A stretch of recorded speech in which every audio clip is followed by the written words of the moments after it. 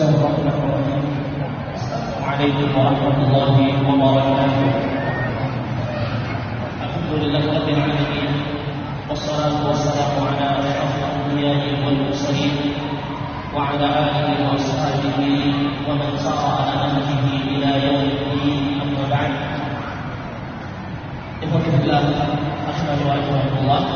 alhamdulillah di kesempatan malam hari ini 29 Dzulqa'dah 1447 Hijriah yang bertepatan dengan 16 Mei 2026 Sabtu malam Ahad, Allah Subhanahu wa taala memberikan taufik kepada kita semua untuk dapat berkumpul di baitillah, di dalam rumah di antara rumah Allah. Salawat dan salam semoga senantiasa tercurahkan kepada Nabi kita yang mulia Nabi Muhammad sallallahu alaihi wasallam beserta keluarga beliau, sahabat dan orang-orang yang senantiasa mengikuti jejak yang beliau tinggalkan dengan baik sampai datangnya yaumul qiyamah. Masyaallah rahimahullah.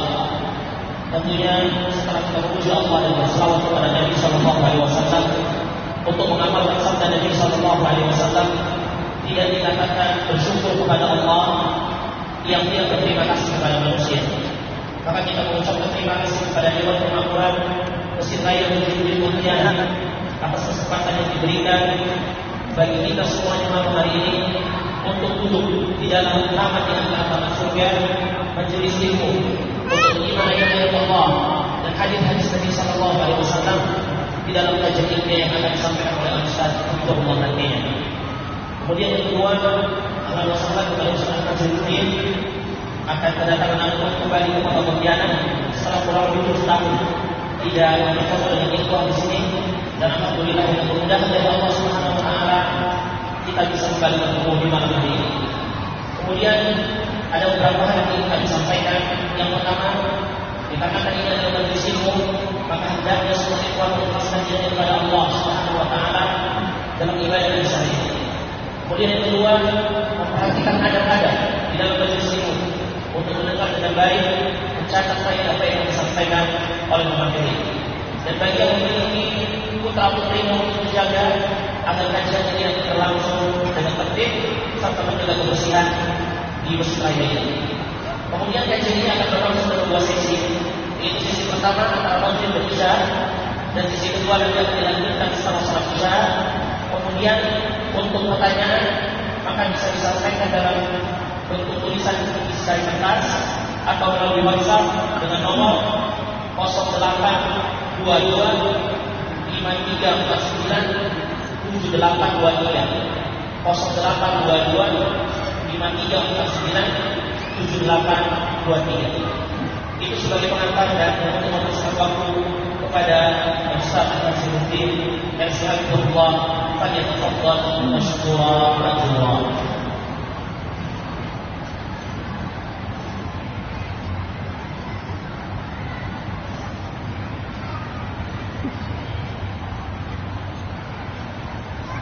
Assalamualaikum warahmatullahi wabarakatuh. Bismillahirrahmanirrahim. Alhamdulillah nahmaduhu wa nasta'inuhu wa nastaghfiruh wa na'udzu billahi min shururi anfusina wa sayyiati a'malina. Man yahdihillahu fala mudilla lahu wa man yudlil fala hadiya lahu. وأشهد أن لا إله إلا الله وحده لا شريك له وأشهد أن محمدا عبده ورسوله. يا أيها الذين آمنوا اتقوا الله حق تقاته ولا تموتن إلا وأنتم مسلمون. يا أيها الناس اتقوا ربكم الذي خلقكم من نفس واحدة وخلق منها زوجها وبث منهما رجالا كثيرا ونساء. فاتقوا الله الذي تساءلون به والأرحام إن الله كان عليكم رقيبا. يا أيها الذين آمنوا اتقوا الله وقولوا قولا سديدا يصلح لكم أعمالكم ويغفر لكم ذنوبكم ومن يطع الله ورسوله فقد فاز فوزا عظيما. أما بعد فإن أصدق الحديث كتاب الله وأحسن الهدي هدي محمد صلى الله عليه وعلى آله وسلم وشر الأمور محدثاتها وكل محدثة بدعة وكل بدعة ضلالة وكل ضلالة في النار. Alhamdulillah, kita bersyukur pada Allah Subhanahu wa taala pada hari ini, hari Sabtu malam Ahad, malam yang pertama dari bulan Dzulhijjah 1447 Hijriah, bertepatan dengan 16 Mei 2026. Kita dimudahkan oleh Allah Subhanahu wa taala untuk duduk bersama di Masjid Mujahidin Pontianak Kalimantan Barat dalam sebuah kajian Islam Fikih dengan tema Muqtada Asyhadatain, konsekuensi dua kalimat syahadat. Salawat dan salam semoga selalu Allah berikan kepada Nabi kita Muhammad sallallahu alaihi wa alihi wasallam, pada keluarga beliau, para sahabat serta para orang yang mengikuti beliau sampai hari kiamat. Dengan nama-nama Allah yang husna dan sifat-sifat yang mulia, kita berdoa, Allahumma inna nas'aluka ilman nafi'an wa rizqan thayyiban wa 'amalan mutaqabbalan. Allahumma amin. Ahibati fillah, afani Allah wa iyyakum wa baraka fikum.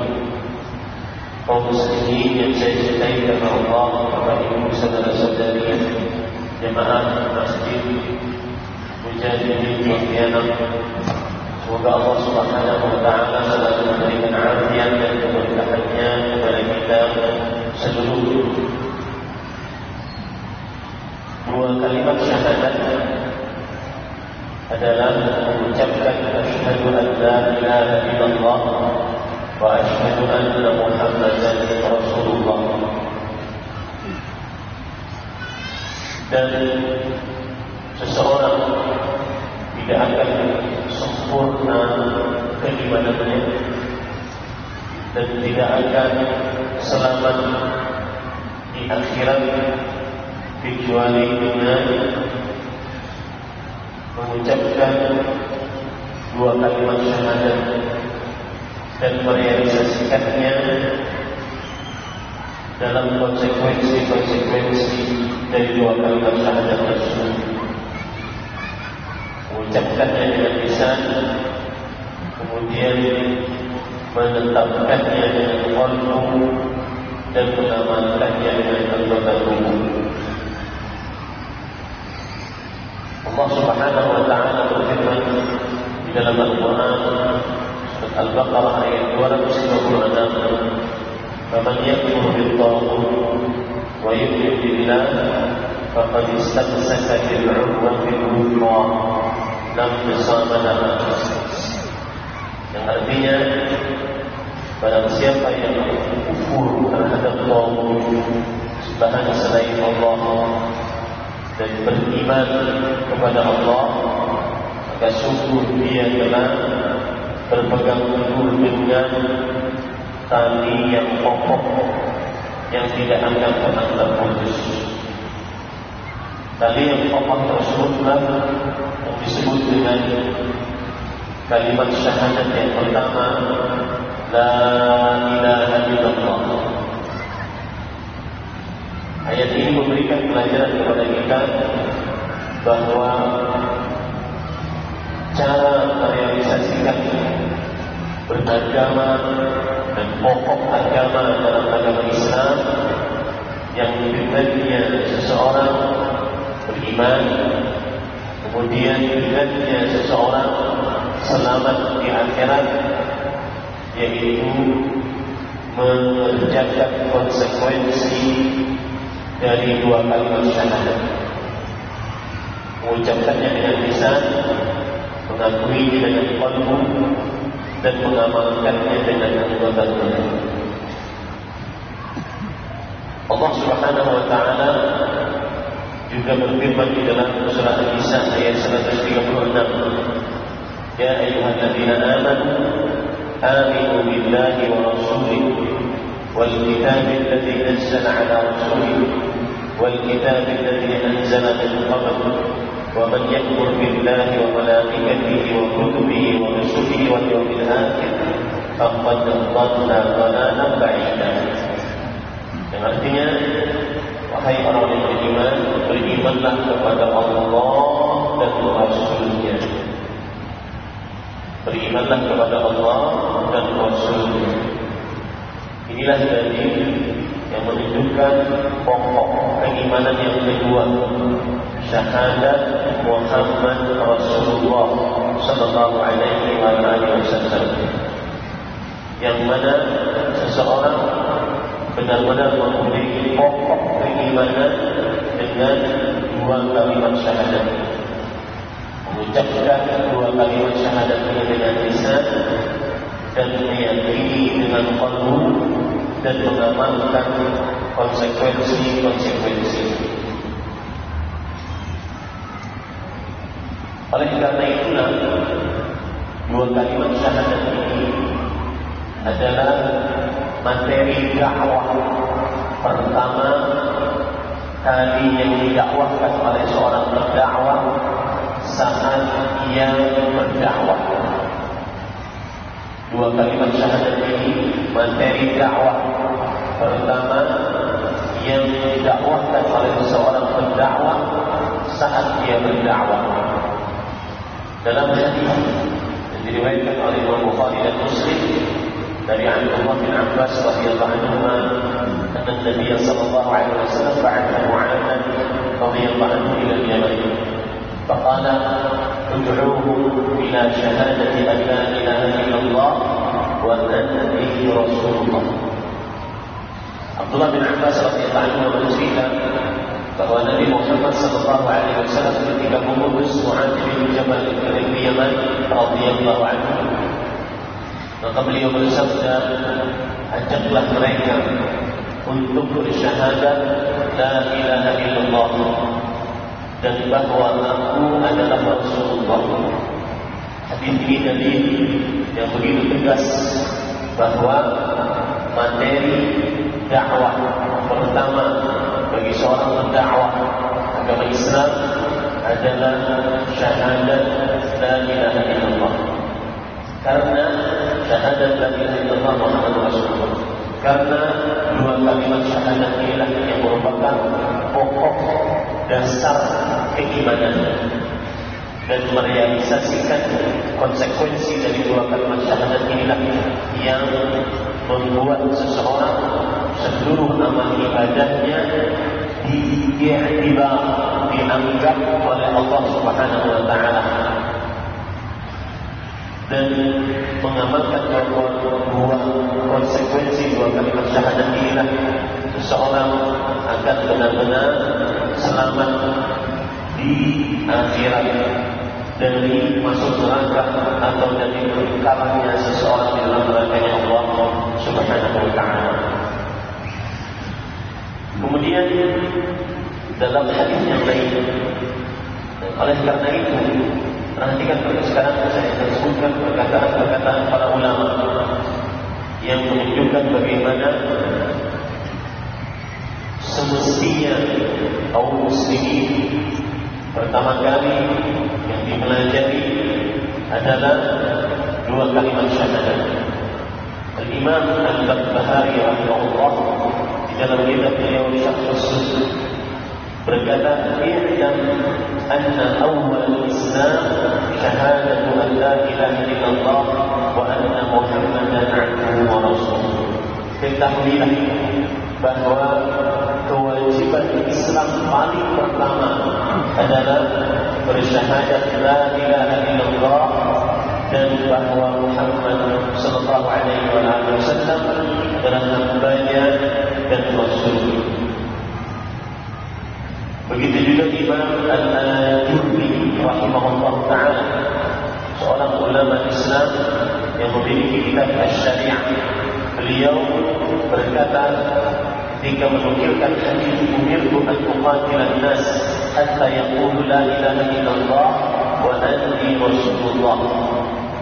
Aku diperintahkan untuk memerangi manusia sampai mereka mengucapkan la ilaha illallah dan bahwa aku adalah Rasulullah. Fahadal iman bil lisan fardun wajib.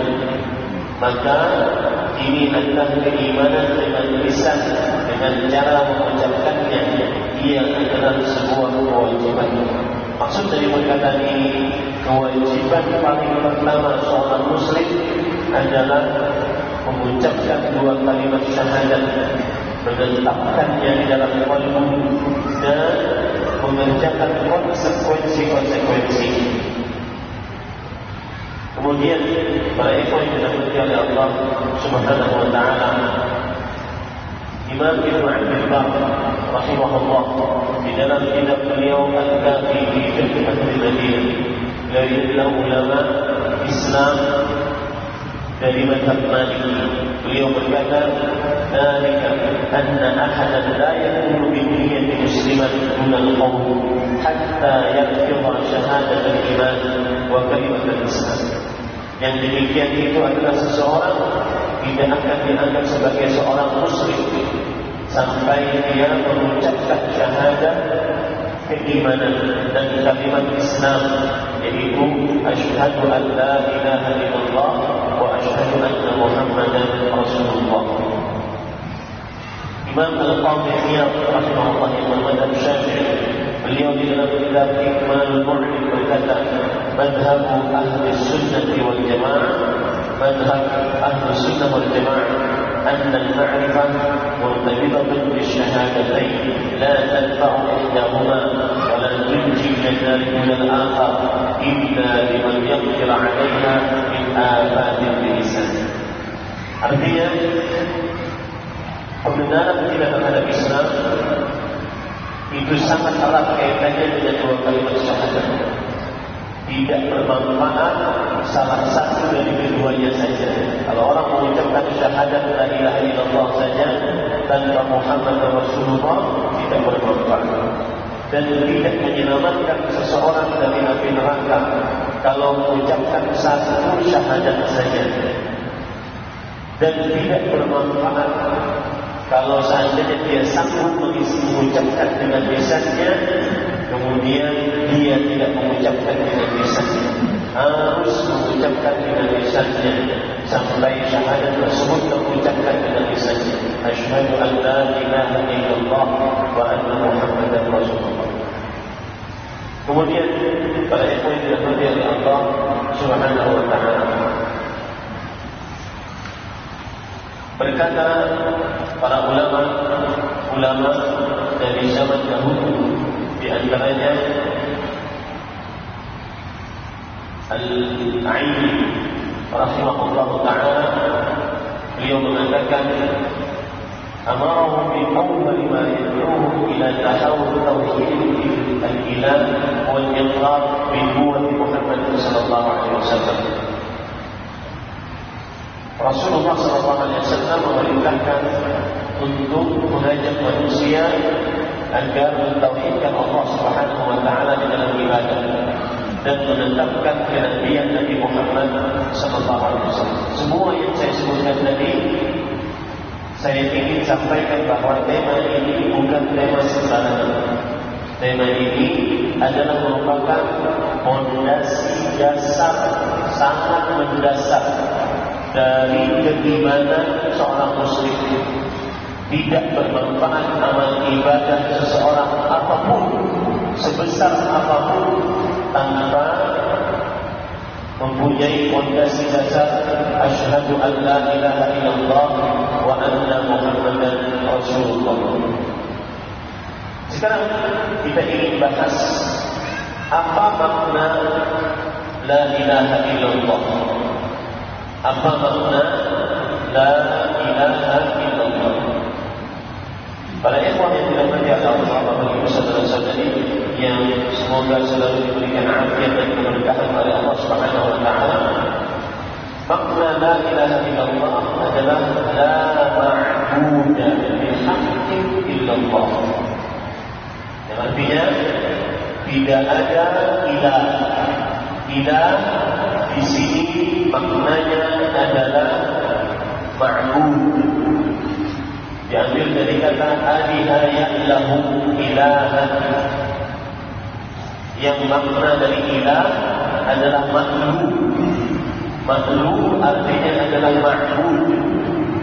Seperti orang mengucapkan kata baik tubuh kitaban, maksudnya adalah makhluk. Maka ilah adalah zat yang diibadahi. La ma'buda bihaqqi illallah. Itu arti dari la ilaha illallah yang sempurna. Bahasa Indonesianya tidak ada zat yang diibadahi dengan benar selain Allah. Tidak ada Tuhan yang diibadahi dengan benar selain Allah. Tidak ada zat yang diibadahi dengan hak selain Allah. Maka ini arti yang benar dari la ilaha illallah. La ma'buda bihaqqin illallah. Tidak ada zat yang diibadahi dengan benar selain Allah Subhanahu wa ta'ala. Apa dalilnya akan arti ini? Dalilnya adalah surat Al-Anbiya ayat 25. وَمَا أَرْسَلْنَا مِنْ قَبْلِكَ مِنْ رَسُولٍ إِلَّا نُوحِي إِلَيْهِ أَنَّهُ لَا إِلَهَ إِلَّا أَنَا فَاعْبُدُونِ. Dan tidaklah kami utus sebelum engkau seorang rasul pun, melainkan kami wahyukan kepadanya bahwa la ilaha illa ana. Tidak ada ilah. Ilah dari apa artinya? Ma'bud. Ilah artinya ma'bud, zat yang diibadahi. Kemudian ada tambahannya bihaq, dengan benar, kecuali aku, yaitu Allah Subhanahu wa ta'ala. Maka fa'budun, beribadahlah kepada-Mu. Beribadahlah kepada-Mu.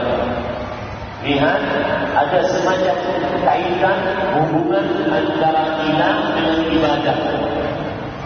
Ada semacam hubungan antara ibadah dengan kata ilah. Maka arti ilah adalah ma'bud, zat yang diibadahi.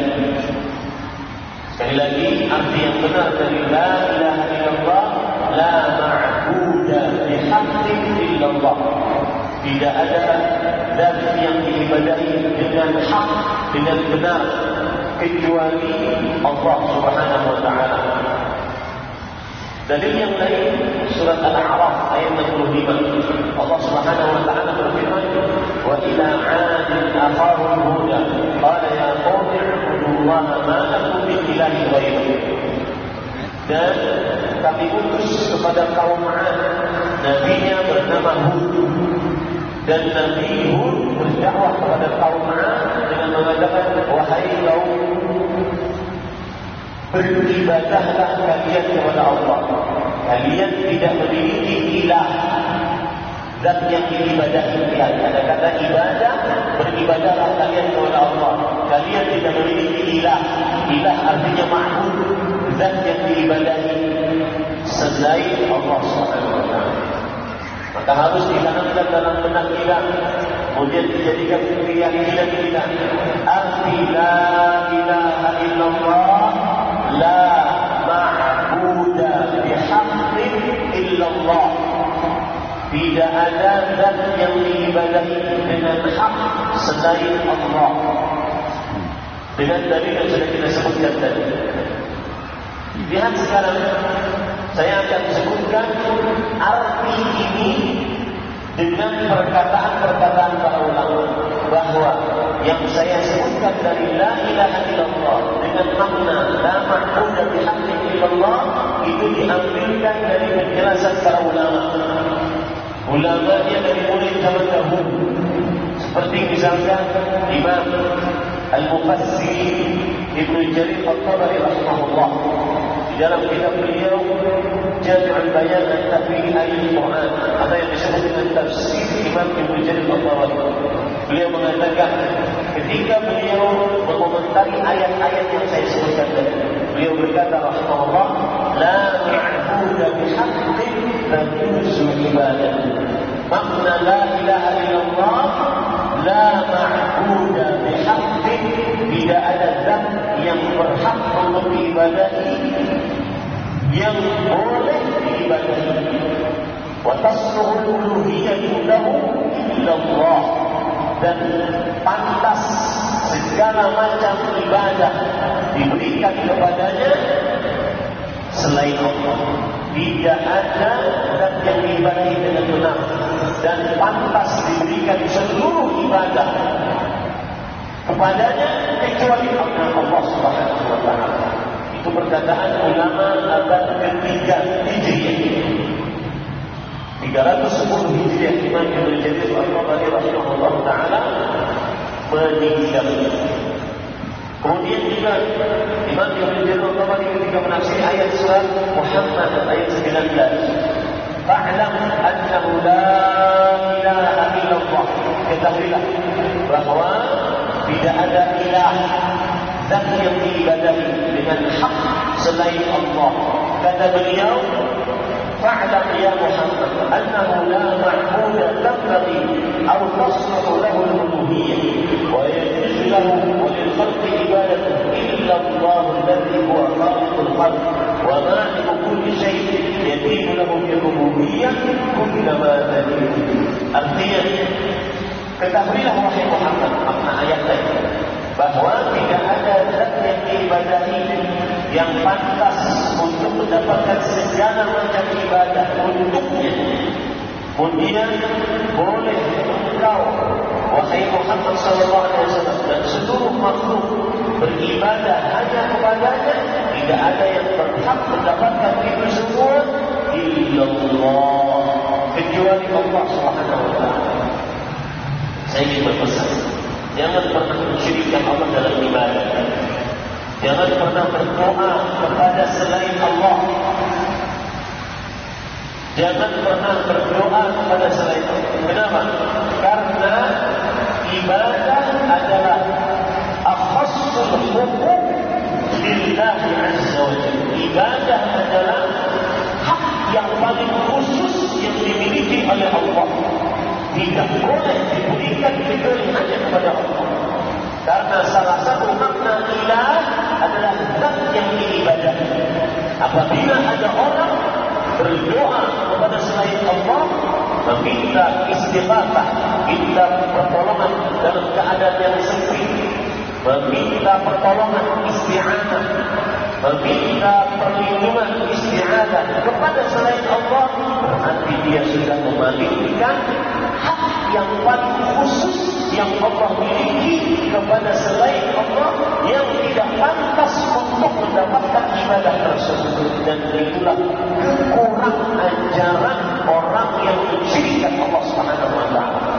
Makanya Allah menyebutkan kesyirikan sebagai kezaliman yang sangat besar. Inna syirka la zulmun 'adzim. Sesungguhnya kesyirikan kezaliman yang sangat besar. Kenapa? Memindahkan hak yang paling khusus yang Allah miliki kepada makhluk yang tidak berhak untuk mendapatkan hak yang paling khusus yang Allah miliki, yaitu uluhiyah dan ibadah. Arti la ilaha illallah, la ma'budu bihaqqin illallah. Perhatikan lagi perkataan Al-Izz bin Abi Salam rahimahullah ta'ala. Dan Al-Izz bin Abi Salam yang dirahmati oleh Allah Subhanahu wa ta'ala adalah ulama Islam bermadzhab Syafi'i. Ulama Islam bermadzhab Syafi'i. Nama beliau adalah Abu Muhammad Abdul Aziz bin Abdul Salam bin Abi Qasim As-Sulami Al-Dimashqi. Dan beliau ulama Islam abad ke-7 Hijriah. Perhatikan, abad ke-7 Hijriah, bukan abad sekarang. Kita sekarang abad ke-15 Hijriah. abad ke-7 Hijriah.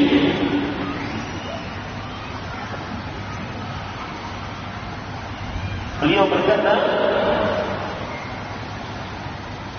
kalimat tauhid tadullu ala at-ta'kid bil wajib wal haram in ma'nahu la ma huwa yang artinya kalimat tauhid la ilaha illallah menunjukkan kepada pembebanan kewajiban bagi hamba dan menjauhi keharaman yang diharamkan oleh Allah Subhanahu wa taala. Kenapa? Karena makna la ilaha illallah kata beliau la ma'budu bihaqqin illallah. Tidak ada zat yang diibadahi dengan hak kecuali Allah Subhanahu wa taala. Imam As-Suyuti rahimahullah, beliau di dalam kitab Tafsir Jalalain, ulama Islam bermadzhab Syafi'i, beliau mengatakan Allah la ilaha, Allah la ilaha ay la ma'budu bihaqqin fil wujud illa huwa al-hayyul qayyum ad-daim bil baqa. Allah tidak ada ilah, yaitu maksudnya tidak ada zat yang diibadahi dengan hak di dalam alam semesta ini kecuali huwa al-hayyul qayyum. Ialah Allah yang maha hidup dan maha berdiri sendiri, yang hidup terus-menerus tanpa ada kematian. Al-Hafidh Ibnu Hajar Al-Haytami, ulama Islam bermadzhab Syafi'i, di dalam kitab beliau Al-Fathul Mubin fi Syarh Al-Arba'in, beliau mengatakan wa asyhadu ay a'lam wa ubayyin an la ilaha, bahwa tidak ada ilah, la ma'budu bihaqqin fil wujud illallah, tidak ada ilah dan yang diibadahi dengan hak di dalam alam semesta ini kecuali Allah Subhanahu wa taala. Ini semua menunjukkan bahwa arti yang saya sebutkan tadi, la ilaha illallah, bukan dari kata sendiri. Yang arti yang benar ketika orang mengucapkan asyhadu an la ilaha illallah, maknanya adalah tidak ada zat yang diibadahi dengan hak, dengan benar selain Allah Subhanahu wa taala. Sekarang para ikhwan, kenapa Ustaz sangat menekankan perkara ini? Karena dengan memahami ini dan benar-benar meresapkan di dalam kalbu, maka akhirnya kita bisa benar-benar mengerjakan konsekuensi la ilaha illallah. Saya beri contoh. Ketika ada orang datang ke kuburan, kemudian dia berdoa kepada orang yang dikubur, dan ini tidak bisa dielakkan. Ini sudah nyata. Banyak orang atau sebagian orang datang ke kubur minta kepada kubur. Bahkan ada tulisannya, "Tughithuna, berilah kami pertolongan dalam keadaan yang sempit. Jinakum, qasadnakum, talabnakum." Mereka mengatakan kami datang kepada kalian, kami bermaksud kepada kalian.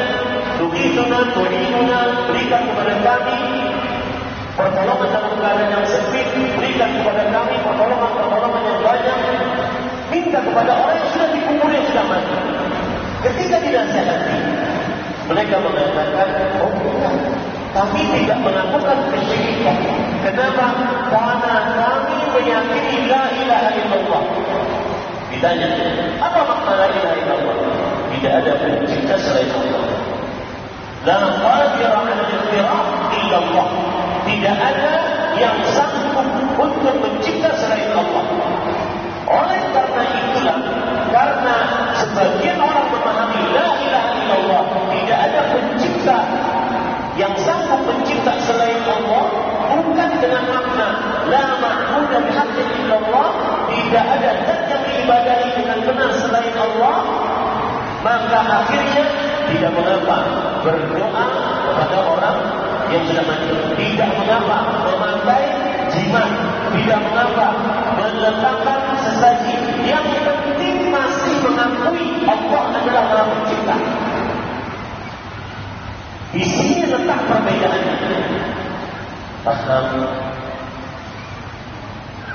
kita dari tadi menetapkan dengan dalil-dalil perkataan para ulama terdahulu, bukan zaman sekarang, bukan abad ke-12 ke-13, bukan. Dari zaman dahulu bahwa makna la ilaha illallah la ma'budu bihaqqin illallah, tidak ada zat yang berhak diibadahi selain Allah, maka berbeda praktek di lapangan dengan orang yang mengartikan la ilaha illallah la qadir ala al-firaq illallah, tidak ada yang sanggup untuk mencipta selain Allah. Boleh pergi ke dukun, tukang ramal, pawang hujan, yang penting masih mengakui Allah penciptanya. Boleh meminta kepada orang yang sudah mati, orang yang sudah dikubur, yang penting masih mengakui Allah yang Maha Pencipta. Mereka mengatakan itu tidak kesyirikan, tapi berdasarkan arti yang sudah kita sebutkan dengan dalil-dalil tadi, maka arti la ilaha illallah la ma'budu bihaqqin illallah, tidak ada zat yang diibadahi. Jadi kalau orang mengucapkan la ilaha illallah, yang paling ditekankan dalam ucapan ini konsekuensinya adalah seluruh macam ibadah hanya kepada Allah. Istighatsah, isti'anah, isti'adah, beli, sholat, puasa, zakat, haji, baca Quran, berdoa, berzikir, nazar, segala macam ibadah hanya diberikan kepada Allah. Tidak boleh seseorang beribadah kecuali hanya kepada Allah. Dan inilah dakwahnya para rasul. Walaqad ba'atsna fi kulli ummatin rasulan an i'budu Allah wajtanibut taghut. Kami telah utus di setiap umat seorang rasul, beribadahlah engkau kepada Allah dan jauhi sembahan selain Allah. Bukan jauhi pencipta selain Allah, jauhi sembahan selain Allah, beribadahlah hanya kepada Allah. Itulah makna yang benar dari la ilaha illallah, la ma'budu bihaqqin. Ustaz, kenapa ada kata-kata bihaq dengan benar? Karena di alam semesta ini ada Tuhan-Tuhan yang diibadahi dengan batil. Makanya harus ada disisipkan kata hak untuk membedakan ma'bud yang diibadahi dengan batil dengan ma'bud yang diibadahi dengan hak. Apa dalilnya Ustaz?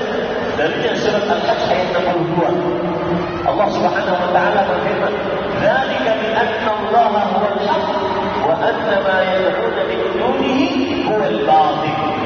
Yang demikian itu adalah karena Allah adalah ilah yang hak. Apa ilah itu? Dan yang diibadah dengan hak, dengan benar, dan yang diibadahi selainnya adalah batil. Ini dua poin paling penting mengapa kita mengartikan la ilaha illallah dengan makna la ma'budu bihaqqin illallah. Dan itu tetapkan di dalam qalbu, karena itu yang akan ditanya pertama kali oleh Allah. Mada kuntum ta'budun? Apa yang kalian ibadahi selama kalian hidup? Di dalam kubur itu yang akan pertama kali ditanya. Ya, ada dua pertanyaan. Mada kuntum ta'budun? Apa yang kalian ibadahi dahulu selama kalian di dunia? Yang kedua, kaifa ajabtumul mursalin? Bagaimana kalian menerima dakwahnya para rasul alaihi wasallam? Karena yang sholat yang dilanjutkan kepada Allah. Wassalamualaikum warahmatullahi wabarakatuh. Wassalamualaikum warahmatullahi wabarakatuh.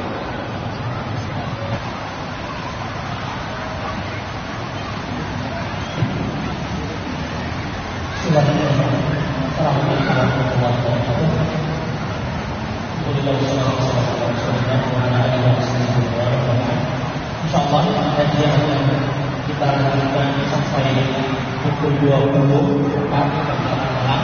Setelah itu nanti termasuk posisi di bawah sekitar 15 menit dan sudah kami masuk seperti yang dimana kita yang mengenai bahasa yang menyentuh untuk menjawab sesuatu untuk mempersilakan kepada Ustaz kami silakan.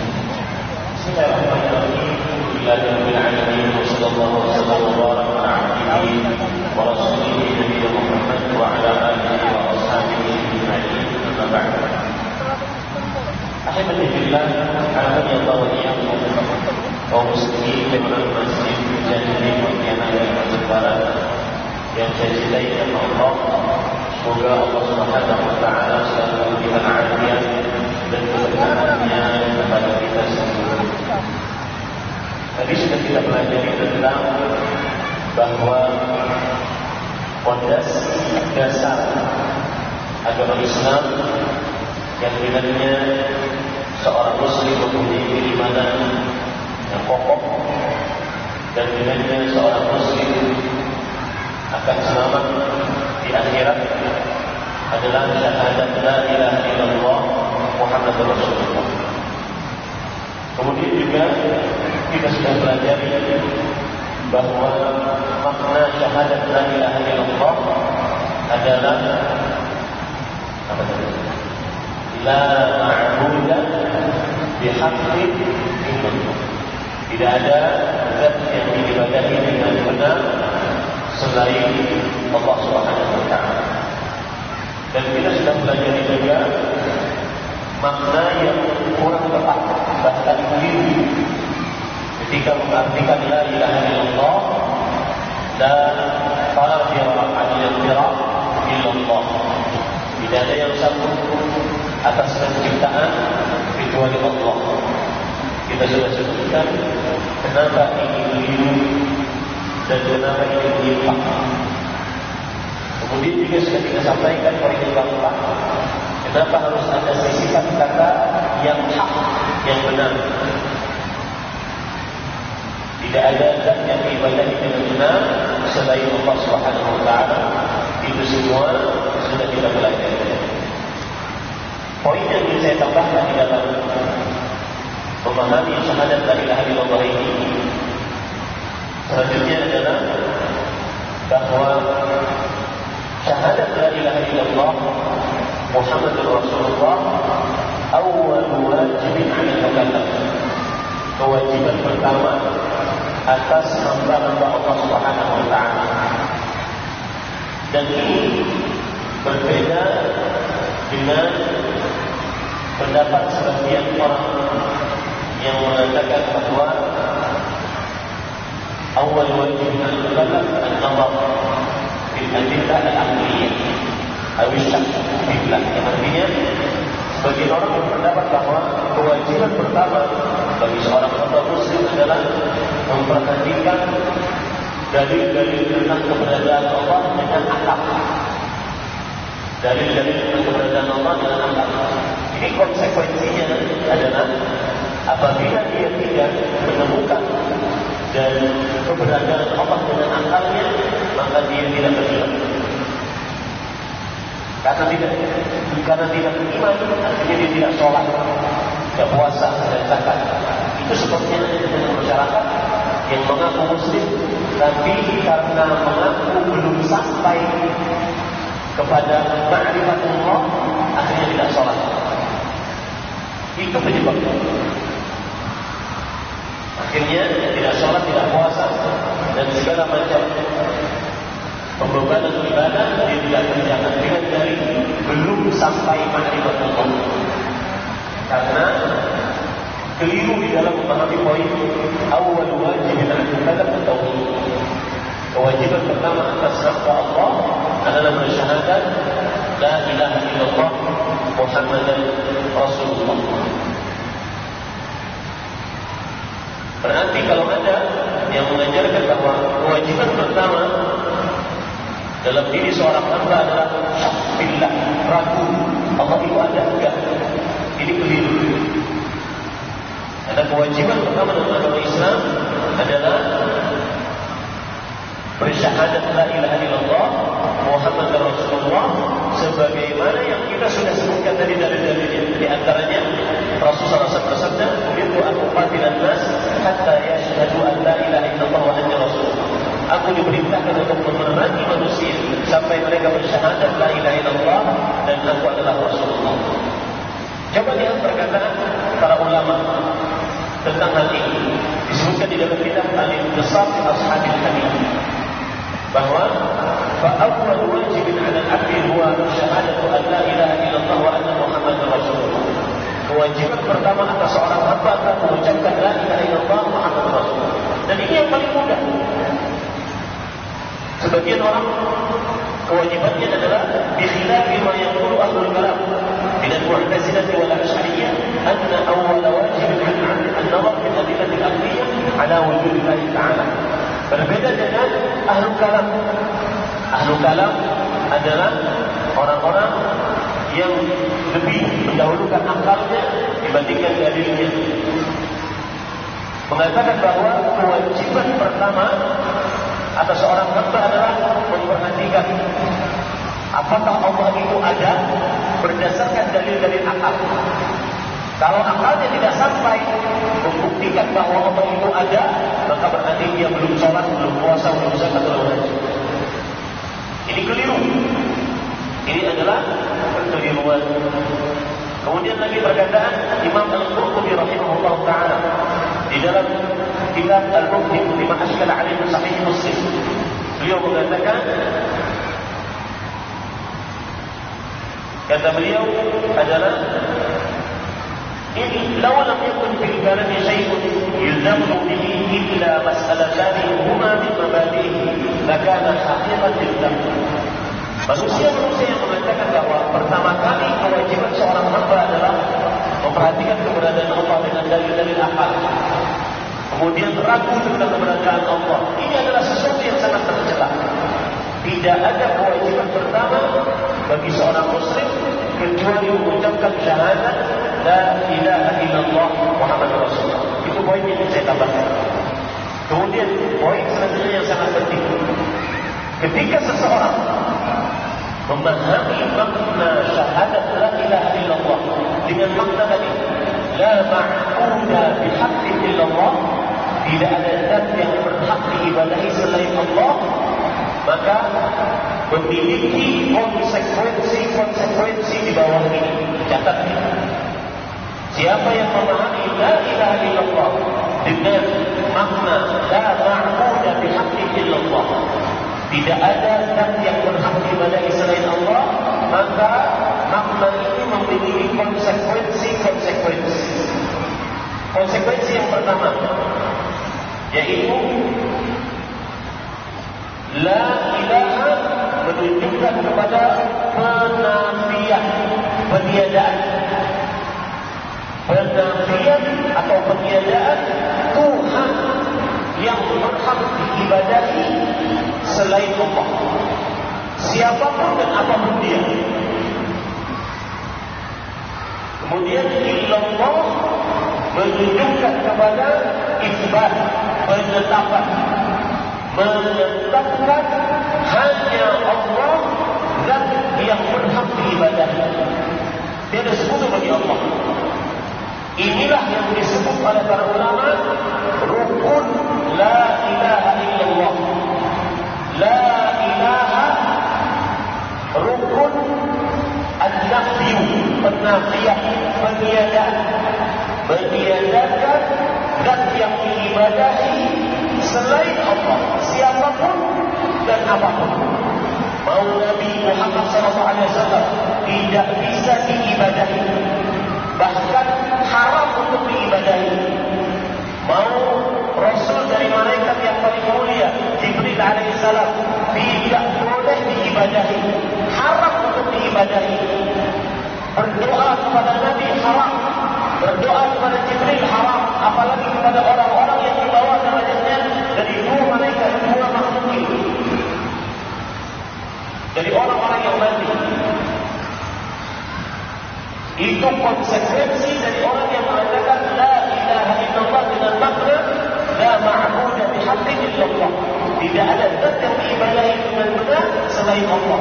Konsekuensi pertamanya adalah bahwa dia harus la ilaha, menafikan, meniadakan seluruh zat yang diibadahi selain Allah, siapapun dan apapun. Mau manusia yang paling mulia, Nabi kita Muhammad SAW, tidak boleh kita berdoa kepadanya, tidak boleh bersumpah dengan namanya, demi Allah, demi Rasulullah. Kenapa? Karena harus menafikan Tuhan yang berhak diibadahi selain Allah, siapapun dan apapun, ataupun Jibril, malaikat yang paling mulia, tidak boleh dijadikan Tuhan yang diibadahi. Apalagi manusia, makhluk-makhluk di bawahnya, apalagi hewan, apalagi benda mati. Kemudian yang kedua, rukun yang kedua adalah isbat. Illallah, hanya Allah, selain Allah. Dan hanya Allah yang berhak diibadahi, selain Allah tidak berhak diibadahi. Itu namanya rukun penetapan, al-isbat. La ilaha an-nafyu illallah al-isbat. La ilaha, peniadaan Tuhan selain Allah yang berhak diibadahi, illallah, hanya Allah yang berhak untuk diibadahi. Dia disebut sebagai Allah Subhanahu wa taala. Itu konsekuensi yang pertama, yang mengucapkan la ilaha illallah dan memaknainya dengan la ma'budu bihaqqin illallah. Konsekuensi yang kedua, orang yang mengucapkan la ilaha illallah dan memaknai la ilaha illallah dengan la ma'budu bihaqqin illallah, tidak ada zat yang berhak diibadahi selain Allah, maka konsekuensinya adalah dia harus wajib meyakini bahawa tidak ada pencipta, pengatur, berkuasa, Al-Khaliq, Al-Malik, Al-Mudabbir kecuali Allah. Tidak ada yang percaya kuncen gunung Merapi kecuali Allah Subhanahu wa taala yang mengatur alam semesta. Tidak ada yang mengatur lautan, daratan, udara kecuali Allah. Tidak ada pemberian sesaji laut untuk memberikan sesaji kepada jin laut agar tidak banjir. Kenapa? Karena orang yang mengucapkan la ilaha illallah dengan makna la ma'budu bihaqqin illallah, maka dia konsekuensinya meyakini yang maha pencipta, maha pengatur, maha berkuasa, Al-Khaliq, Al-Malik, Al-Mudabbir, tidak ada kecuali Allah. Dan ini sering disebutkan dalam Al-Quran. Ibadah dikaitkan dengan kekuasaan, ibadah dikaitkan dengan kekuasaan. Contoh, Allah berfirman di dalam surat Al-Baqarah ayat 21, Ya ayyuhan nas, u'budu rabbakum alladhi khalaqakum. Wahai manusia, beribadahlah kalian kepada siapa? Rabb. Rabb itu siapa? Al-Khaliq, Al-Malik, Al-Mudabbir, yang maha pencipta, maha pengatur, maha berkuasa, dan dia adalah Allah yang telah menciptakan kalian. Makanya konsekuensinya, orang yang mengucapkan la ilaha illallah, dia harus meyakini tidak ada yang mencipta, mengatur, berkuasa kecuali Allah. Tidak ada yang mengetahui akan hal gaib kecuali Allah.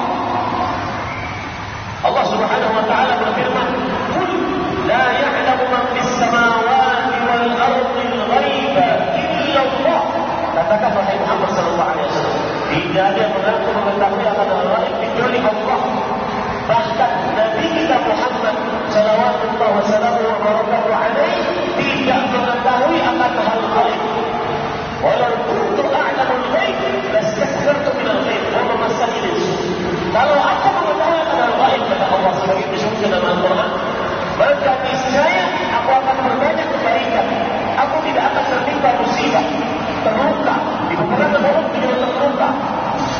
Ketika berdakwah gaib beliau terluka. Ini menunjukkan bahawa Rasulullah SAW tidak mengetahui akan hal gaib kecuali yang diberitahukan oleh Allah. Alimul ghaib wasyahadatul ghaib, fala yudhiru ala ghaibi ahad. Allah yang maha mengetahui akan hal gaib, Allah tidak akan memberitahukan ada Allah dan Rasul, kecuali yang Allah beri kepada Rasul. Ini konsekuensi yang kedua. Jika anda mengucapkan la ilaha illallah dan maknanya la ma'budu bihaqqin illallah, tidak ada zat yang diibadahi yang berhak kecuali Allah, maka anda wajib meyakini tidak ada yang mengatur, mencipta, berkuasa kecuali Allah, hanya Allah. Coba perhatikan ayat Al-Quran yang minimal 17 kali kita baca sehari semata. Alhamdulillahirabbil alamin. Segala puji hanya milik Allah.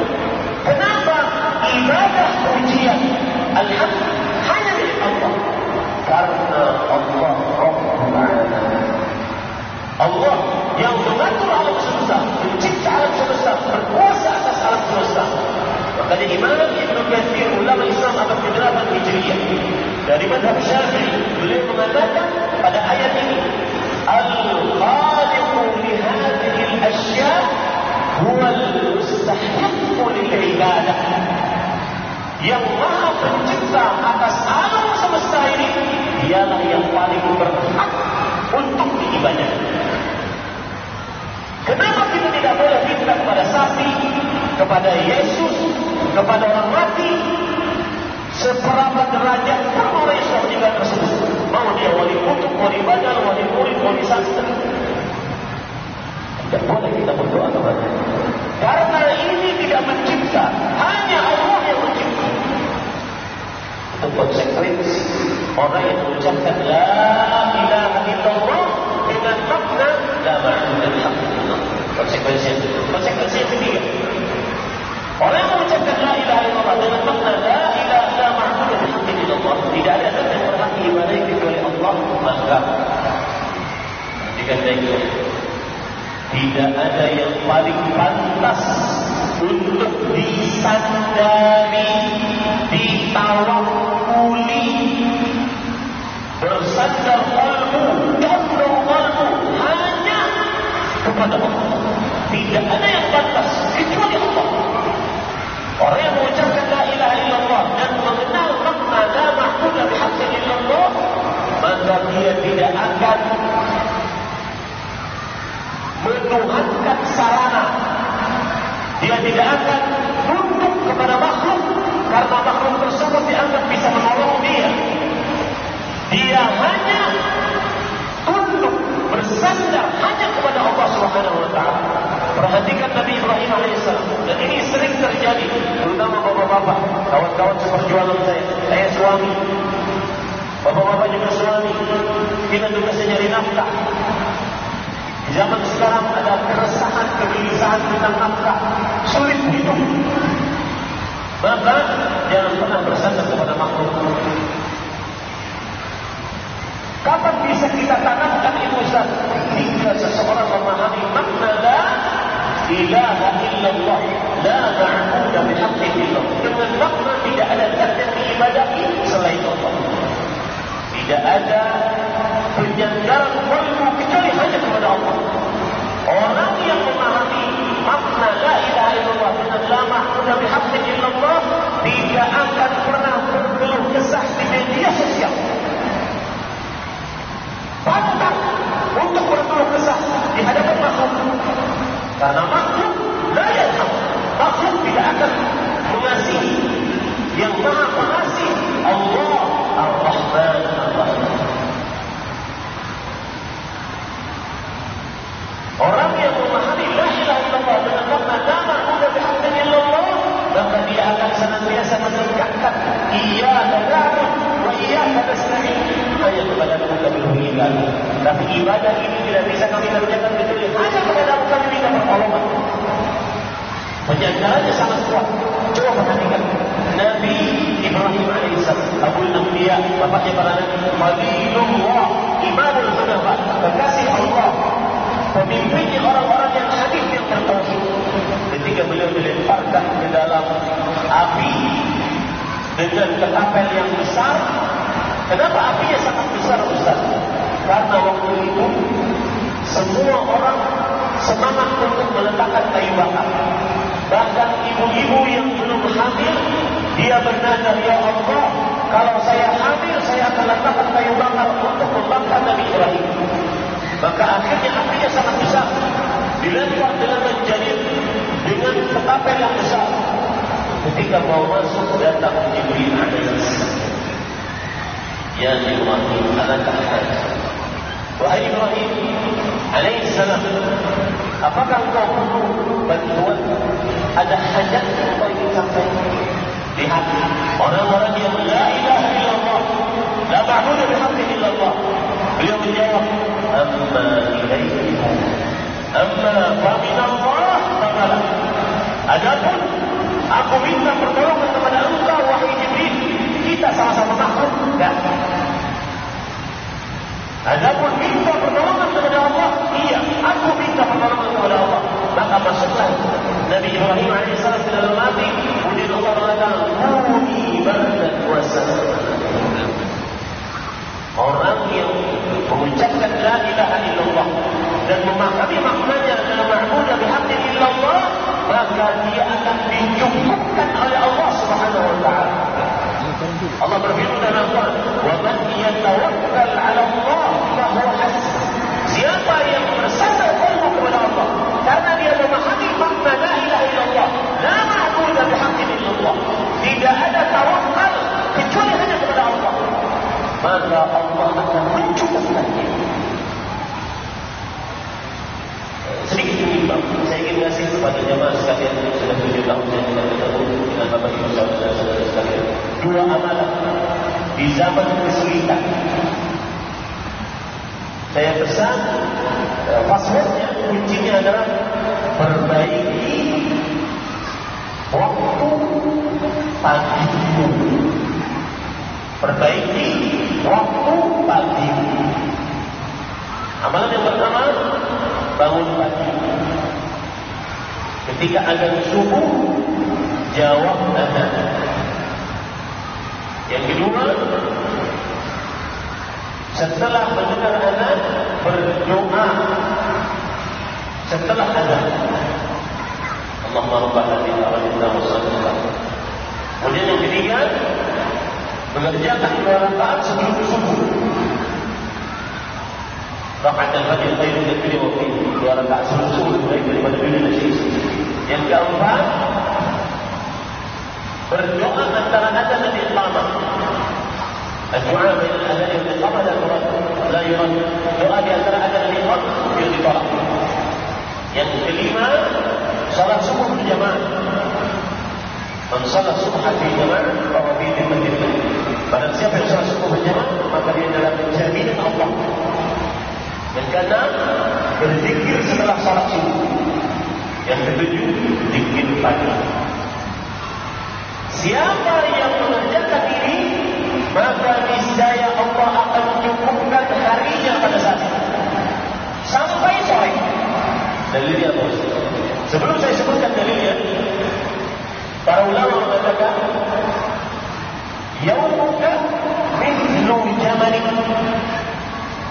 in amsakta awwalahu tabi'ata akhiruhu. Harimu seperti ontamu. Kalau engkau memegang awal onta, kepalanya si onta, pemimpinnya onta, maka yang lain-lain akan mengikutimu. Kalau orang perhatian kepada waktu paginya, awal harinya, maka akhir harinya akan dicukupkan oleh Allah Subhanahu wa taala. Makanya Imam Al-Qayyim mengatakan, yaumuka mithlu syababik. Harimu seperti masa mudamu. Man syabba ala syai' syabba alaih. Siapa yang di masa mudanya dia baik, maka akhir hidupnya juga baik. Begitulah hari-hari seseorang. Jika 7 hal ini dia kerjakan di pagi hari, jamin Allah Subhanahu wa taala akan mencukupkan hidupnya. Dalilnya apa? Hadis riwayat Muslim. Hadis riwayat Muslim. Abdullah bin Mas'ud radhiyallahu anhu ketika beliau setelah salat subuh dan mengerjakan yang 7 tadi, beliau mengatakan kepada para sahabatnya di masjid, "Apa'at syams?" Apakah matahari sudah terbit? Kemudian para sahabatnya mengatakan, belum.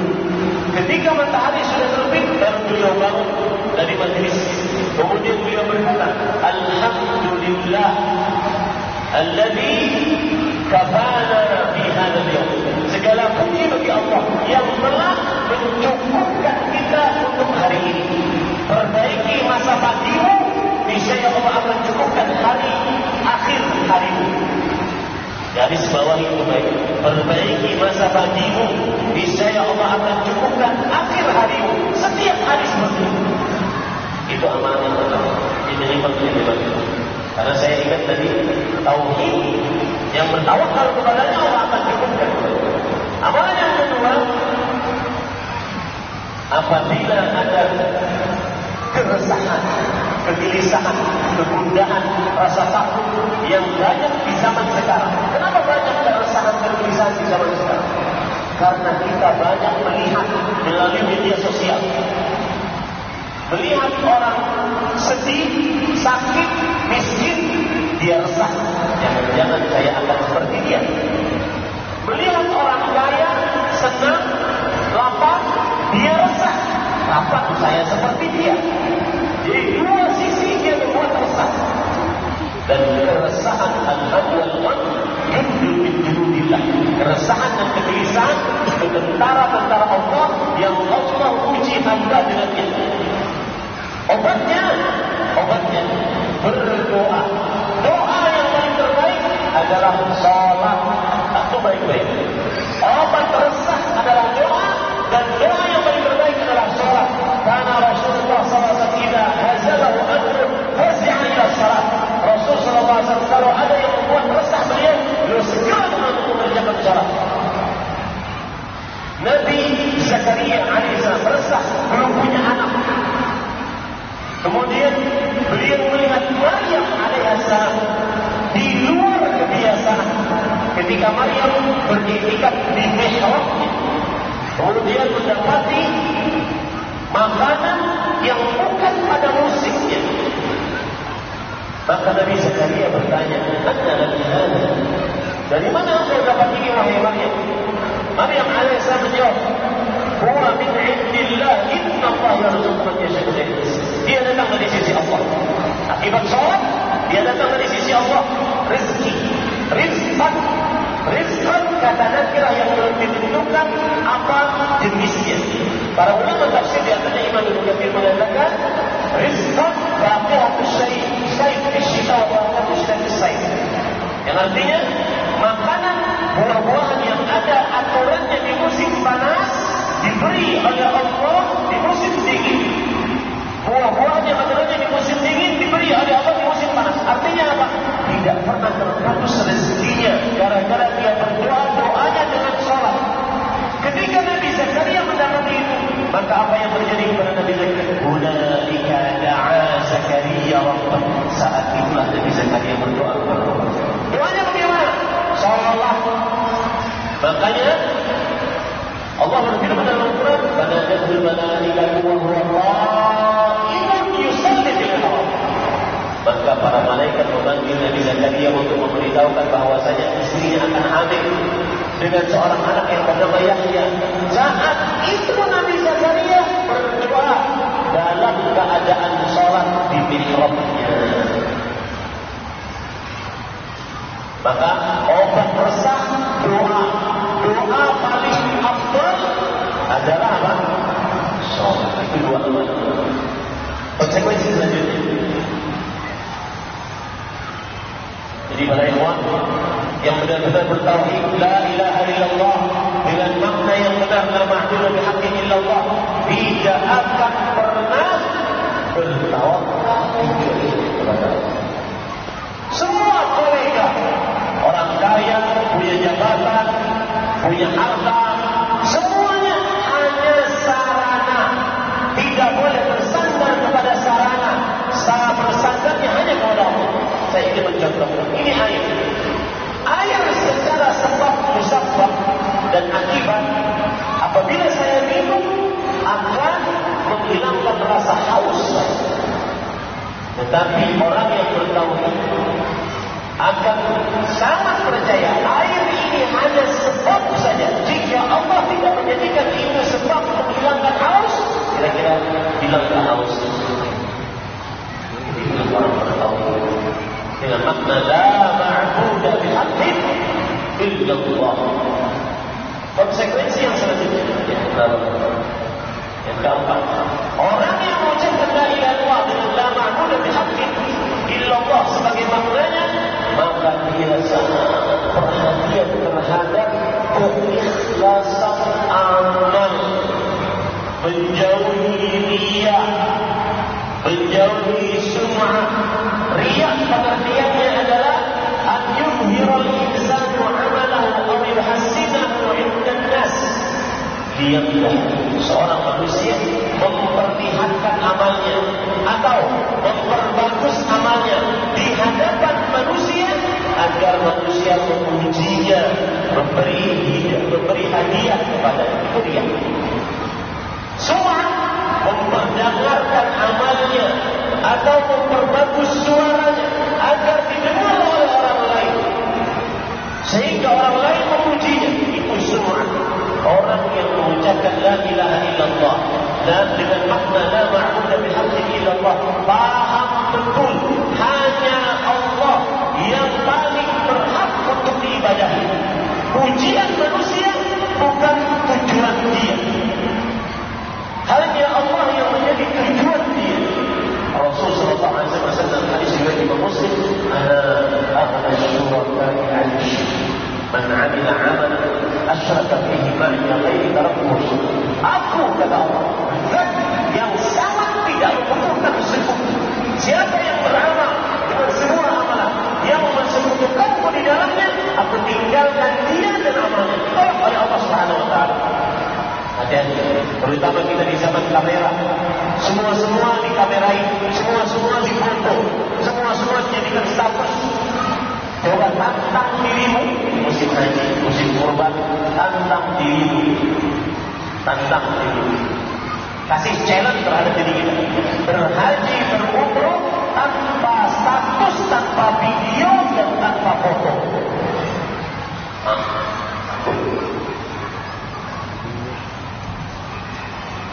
Tanpa foto di Arafah, menghadap Jabal Rahmah, padahal kiblatnya di belakangnya. Saya pernah diceritakan oleh seseorang, ada orang masuk ke Masjid Nabawi sekitar bertiga. Kemudian yang satu langsung duduk tasyahud, tanpa salat, langsung duduk tasyahud. Lalu terjadilah proses pemotretan, angle kanan, angle kiri, belakang, depan. Setelah selesai pemotretan, keluar dari masjid. Ini oleh semua riyaknya ikhlas. Benar tidak ingin ibadah sama sekali. Hanya sekedar ingin bahwa saya sudah sampai ke Masjid Nabawi. Bahkan ada yang lain masuk rombongan lain. Semakin Masya Allah, semakin menangis.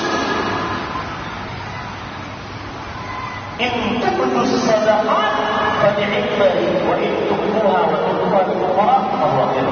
Jika kalian bersedekah didampakkan itu bagus. Tetapi jika kalian sembunyikan dan berikan kepada orang miskin, maka itu lebih afdal. Semakin bersembunyi, semakin ikhlas. Orang yang mengucapkan la ilaha illallah dengan mengetahui maknanya la ma'budu bihaqqin illallah, tidak akan pernah meremehkan keikhlasan. Sangat perhatian terhadap niat. Lima ba'alkan bulan kenapa Ahmad Zainuddin, kenapa kau sekarang ceramah? Untuk siapa nih? Sholat, iman, azan, untuk siapa sholat? Terus tanya ke dalam diri, lima ba'alkan, untuk apa kamu kerjakan ibadah ini? Tulis buku, untuk apa kamu kerjakan? Agar dikatakan sebagai ustaz banyak buku. Untuk apa? Amar ma'ruf nahi munkar. Selalu saja lima ba'al. Untuk apa kamu kerjakan? Itu konsekuensi yang pertama. Yang kelima, yang terakhir, karena waktu konsekuensi yang kelima, orang mengucapkan la ilaha illallah dengan makna la ma'budu bihaqqin illallah, maka dia akan sangat tegar, kokoh di dalam menghadapi kesulitan-kesulitan itu. Kenapa? Karena dia meyakini Allah Maha Pencipta, Maha Kuasa, Allah Maha Perkasa, Allah yang sanggup mengeluarkan dari kesulitan kepada kemudahan. Orang yang mengucapkan la ilaha illallah dengan makna la ma'budu bihaqqin pantang untuk putus asa, pantang untuk menyerah, senantiasa berhusnuzon kepada Allah Subhanahu wa taala. Dia diuji dengan rasa resah, takut, kekurangan harta, kekurangan nyawa, orang-orang yang dicintai diwafatkan, kekurangan makanan. Dia akan sangat sabar. Kenapa? Karena dia punya Allah yang dia ibadati dengan hak. Allah Subhanahu wa taala berfirman, "Wa la nabluwannakum bi syai'in min al-khawfi wal-ju'i wa naqsin min al-amwali wal-anfusi wath-thamarati wa bashshiri as-sabirin alladziina idza asabatuhum musibatun qalu inna lillahi wa inna ilaihi raji'un." Kalau ada musibah, dia mengucapkan inna lillahi wa inna ilaihi raji'un. Kita ini Allah. Hanya Allah yang menguasai kita. Orang yang mengucapkan la ilaha illallah dengan mengetahui makna la ma'budu bihaqqin illallah tidak akan pernah putus asa, tidak akan pernah tidak sabar. Lisannya hanya mengucapkan inna lillahi wa inna ilaihi raji'un, qadarallahu ma syaa fa'al. Kalbunya tidak pernah mengerut atas takdir Allah. Anggota tubuhnya tidak mengerjakan hal yang mudah, menempelek pipi, merobek baju, meraung-raung, menangis. Orang tahu tidak seperti itu. Lihat Rasul sallallahu alaihi wasallam. Imamul Hudafa Khalilullah, pemimpinnya ahli tauhid. Ketika Abdul Rahman meninggal, ketika Ibrahim meninggal, kemudian beliau menangis. Lalu para sahabat mengatakan, "Gimana? Bukankah engkau menangis, wahai Rasul? Bukankah engkau melarang untuk kami menangis saat dapat pusing?" Kata Rasulullah, "Inna Allah," kata Rasulullah sallallahu alaihi wasallam, "Inna al-'ilma la yadhkur wa inna al-qalba la yahzan wa la taqulu illa ma yarda Allah." Yang artinya, sesungguhnya mata beringat air mata karena sedih, kalbu sedih karena sedih ditinggal wafat Ibrahim, tetapi lisan tidak mengucapkan keduanya yang diridhai oleh Allah Subhanahu wa taala. Allah yang mengucapkan la ilaha illallah. Terakhir sekali yang ke-6 tambahkannya, orang yang mengucapkan la ilaha illallah dengan makna la ma'budu bihaqqin illallah, maka salah satu konsekuensi terbesar adalah al-qubur wal-dullullah, ketundukan, penghinaan diri secara mutlak hanya kepada Allah Subhanahu wa taala wahdahu la syarika lah, disertai dengan rasa cinta yang paling tinggi. Apa maksudnya, Pak? Saya beri contoh hariannya agar mudah memahami. Orang yang mengucapkan la ilaha illallah dengan makna la ma'budu bihaqqin illallah, dia akan sangat tunduk kepada Allah. Allah Subhanahu wa taala memerintahkan suami untuk berbuat baik kepada istrinya. Dia akan sangat tunduk. Tidak ada KDRT, tidak ada pengkhianatan. Dan pengkhianatan terbesar adalah perselingkuhan setelah kesyirikan. Yang sering disebutkan itu. Menafkahi, bukan malah suami yang dinafkahi. Memberikan contoh teladan. Karena itu semua perintah Allah Subhanahu wa taala. Rasulullah Allah Subhanahu wa taala berfirman, "Ar-rijalu qawwamuna," para suami qawwam, pemimpin atas istri, atas keluarganya. Allah Subhanahu wa taala juga berfirman, "Ya ayyuhalladzina amanu qu anfusakum wa ahlikum." Wahai orang beriman,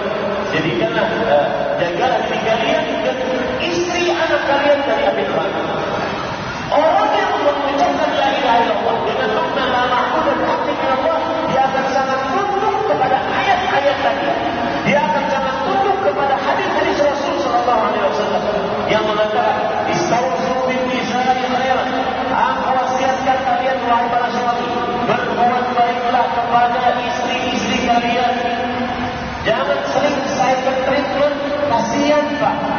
Coba bayangkan anak perempuan kita dibegitukan oleh suaminya. Didiumin, bahkan ada sampai kasus kepada saya, didiumin sampai 15 tahun, tapi kata semua. Rasul sallallahu alaihi wasallam bersabda, "Khairukum khairukum li ahli wa ana khairukum li ahli." Aku adalah sebaik-baik kalian adalah suami yang terbaik untuk istri, dan aku adalah suami terbaik untuk istri. Ya, bagaimana? La ilaha illallah mempengaruhi kehidupan berkeluarga. Orang yang mengucapkan la ilaha illallah dengan makna la ma'budu bihaqqin illallah pantang untuk memutuskan hubungan rahim. Saya pesan kepada yang pernah ngaji duduk di majelis saya, siapa saja yang sekarang masih memutuskan hubungan rahim, bermaaf-maafanlah, kau akan rugi kalau tidak maafkan. Amalmu tidak akan naik sampai selesai urusanmu dengan Allah Rasul. Tidak tahu, tidak, Rasulullah SAW tidak ada sesuatu amalan atau dosa yang Allah ingin menyegerakan siksanya di dunia disertai dengan siksa di akhirat bagi yang memutuskan hubungan rahim.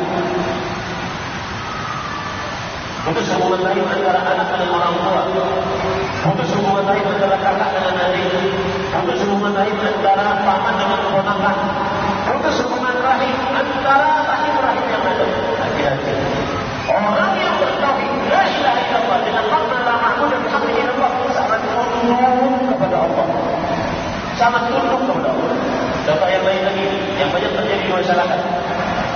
Orang yang bertauhid la ilaha illallah dengan makna la ma'budu bihaqqin illallah, maka dia sangat memperhatikan kesepakatan perjanjian.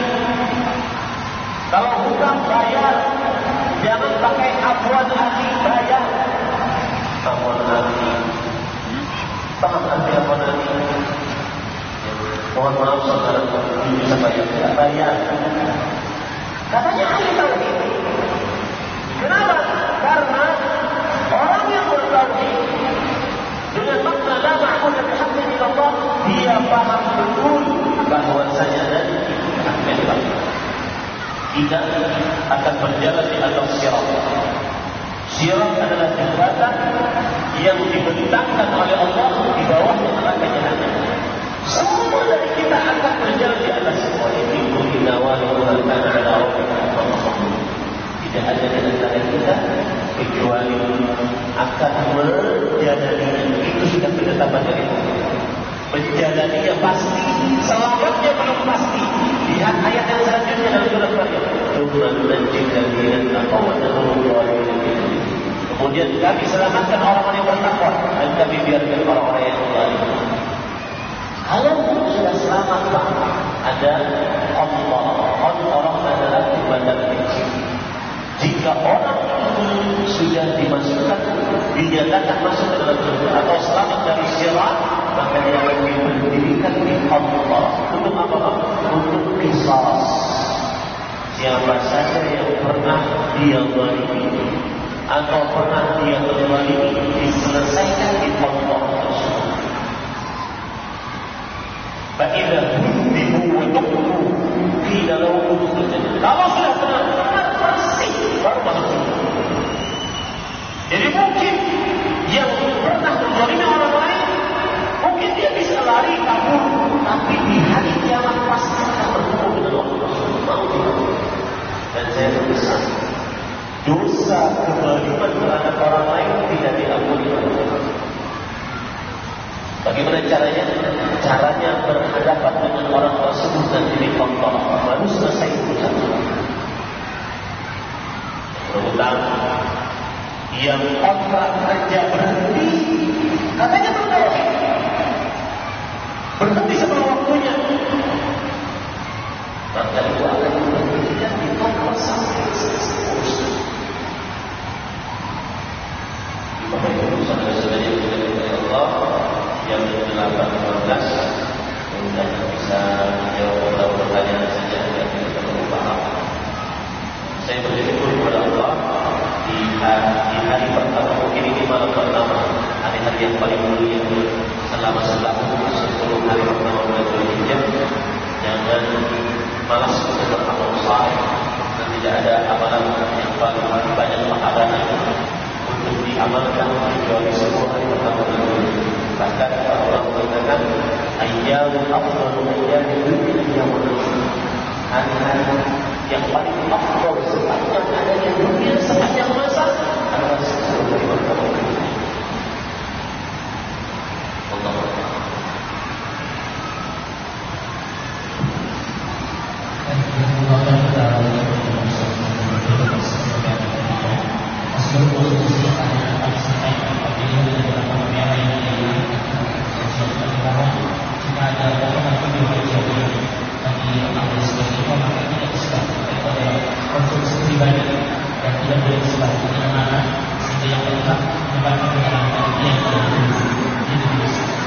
Baik, ini pertanyaan pertama. Bismillah, saya seorang anak dan dulu semasa kuliah dan awal-awal saya sering melakukan puasa dan tidak melakukan kesalahan. Alhamdulillah bisa dibayar dari Islam. Setelah saya belajar, saya berusaha memperbaiki sifat orang tua saya. Bahwa saya tidak pernah sholat dan datang ke orang tua jika ada kesulitan. Jika saya berusaha menasihati mereka, maka mereka tidak membutuhkan kenakalan saya kalau boleh. Saya berusaha untuk bertakwa orang tua saya untuk mengamalkan tauhid dan saya berusaha berdoa saya. Bismillahirrahmanirrahim. Wassalatu wassalamu ala Rasulillah. Yang paling pertama dilakukan oleh anak tersebut adalah tetap untuk berbakti pada orang tua, karena itu adalah perintah Allah Subhanahu wa taala. Dan perintah bakti pada orang tua perintah agung karena digantikan dengan tauhid. Dengan wa qadara rabbuka alla ta'budu illa iyyahu wa bil walidayni ihsana. Rabb telah menetapkan agar jangan kalian beribadah kecuali hanya kepada Allah, itu tauhid. Dan berbaktilah kepada orang tua. Maka tugasmu sekarang berbakti kepada orang tua. Dan kita segala macam bakti. Apapun yang dikatakan oleh orang tua, kamu dulu begini, kamu dulu begini, berbaktilah. Berbaktilah. Buktikan bahwasanya anak sekarang sudah berbeda. Berbaktilah pada orang tua. Dan cara berbakti banyak. Sebagaimana disebutkan oleh Allah Subhanahu wa taala dalam Al-Qur'an, imma yablughanna 'indaka al-kibara ahaduhuma aw kilahuma fala taqul lahum jangan ucapkan perkataan yang kotor, kecil kepada orang tua. Fala taqul lahum wala tanharhuma, jangan engkau membentak orang tua. Wa qul lahum qawlan kariman, dan ucapkanlah ucapan yang paling mulia kepada orang tua. Walaupun dalam keadaan ingin mendakwahinya, ucapkanlah ucapan yang paling mulia. Kemudian waqfid lahum janaha dhulli min ar-rahmah. Kemudian tawaduklah di hadapan mereka berdua. Tidak boleh meninggi di hadapan mereka. Tidak boleh angkat suara. Tidak boleh memicikkan mata. Tidak boleh meninggi. Kemudian wa qur rabbi irhamhuma kama rabbayani. Kemudian doakanlah mereka berdua. Doakan agar mendapatkan petunjuk. Dan saya berpesan. Pesan ini saya dapatkan dari Syekh Abdul Razak. Saya sampaikan ke jamaah saya. Antum sampaikan kepada anak cucu. Saya dapatkan pesan ini dari Ustaz. Ustaz dapatkan pesannya dari Syekh. Ad-du'a miftahu kulli khair. Doa kunci segala kebaikan. Berdoa kepada Allah. Doa kunci segala kebaikan. Orang tua yang tidak salat, orang tua yang masih percaya kepada Tuhan, orang pintar, tukang ramal, dukun, maka berdoa kepada Allah. Inna quluba bani Adam baina asba'in min asabi' ar-Rahman yuqallibuha kayfa yasha. Sesungguhnya hati anak manusia di antara dua jari jemarinya Allah Subhanahu wa taala. Allah bolak-balikkan hatinya sekarang. Berdoa kepada Allah. Berdoa yang benar-benar berdoa. Lihat contoh Abu Hurairah radhiyallahu anhu. Beliau masuk Islam terlambat tahun ke-7 Hijriah. Kemudian ibunya belum masuk Islam. Dan yang lebih menyedihkan kadang-kadang ibunya ini radhiyallahu anha yang nanti masuk Islam menghina Rasulullah sallallahu alaihi wasallam sampai beliau kesal penghinaan ibunya kepada Rasulullah SAW. Maka beliau mengadu kepada Rasulullah SAW, ya Rasulullah, ud'ullah wahai Rasulullah, berdoalah untuk ibu. Rasulullah SAW kemudian berdoa, Allahumma ibu Abi Hurairah, ya Allah, berikan petunjuk kepada ibundanya Abu Hurairah. Tidaklah Abu Hurairah radhiyallahu anhu pulang ke rumah kecuali sang ibu mengatakan asyhadu an la ilaha illallah. Doa minta doa kunci segala kebaikan. Dan saya sudah sebutkan tadi. Dan seafdal doa adalah apa? Berdoa kepada Allah. Yang kedua, Ustaz bertanya terkait dengan Allah Subhanahu wa taala. Sebelumnya saya katakan, ada penyimpangan orang tua masih percaya kepada Tuhan, juga orang pintar, tidak sholat, maka yang paling pertama dilakukan adalah mengenalkan dua kalimat syahadat. Karena dengan mengenalkan itu, seorang hamba akan tahu hakikat diri. Jangan dahulu kita menyebutkan tidak sholat, ini dan seterusnya. Tapi kenalkan dua kalimat syahadat. Baru setelah itu kenalkan kewajiban sholat pelan-pelan. Dan pada ikhwan, ma'alaina illal balagh. Tugas kita cuma menyampaikan. Petunjuk di tangan siapa? Allah Subhanahu. Pertanyaan kedua, Ustaz terkait dengan maksudnya firman Allah, "Wallahu ilayhi wa wasilah." Seperti orang mengatakan, kenapa tidak berdoa ini? Bukankah sudah ada makna tawassul? Mohon insyaallah. Allah Subhanahu wa taala berfirman, "Wallahu ilayhi wasilah." Carilah kepadanya wasilah. Abdullah bin Abbas radhiyallahu anhu ahli tafsir di generasi sahabat yang didoakan oleh Rasul sallallahu alaihi wasallam. Allah berfirman, "Bihi wa'alaihi ta'wil, ya Allah, fahamkan dia agama dan ajarkan dia ilmu tafsir."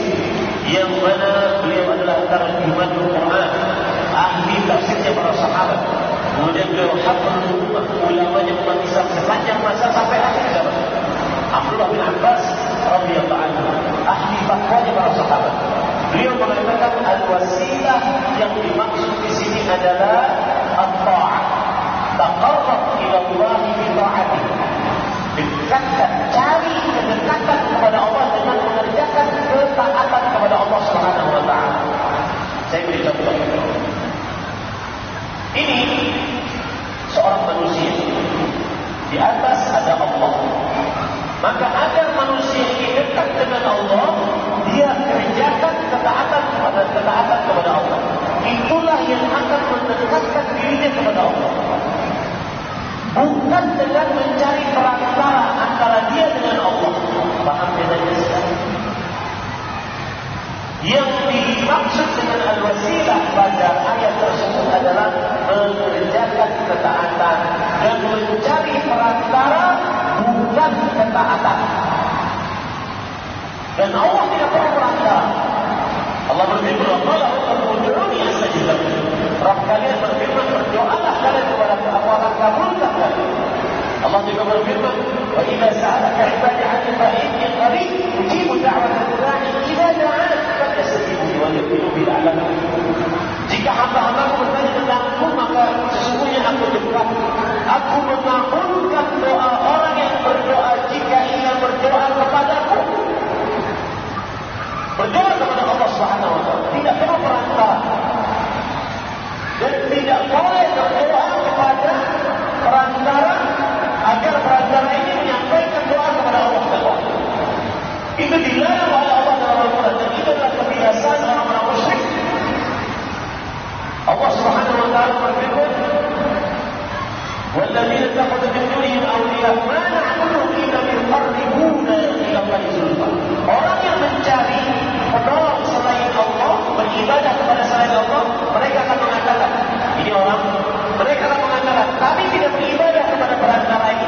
Perantara ini hanya mendekatkan diri kami kepada Allah Subhanahu wa taala. Ini kebiasaan orang-orang musyrik. Ada orang mukhlis, wahid, mengucapkan la ilaha illallah dengan makna la ma'budu bihaqqin illallah, dia berdoa hanya kepada Allah. Tastabihuna rabbakum. Ingatlah ketika kalian beristighatsah kepada siapa? Rabb kalian.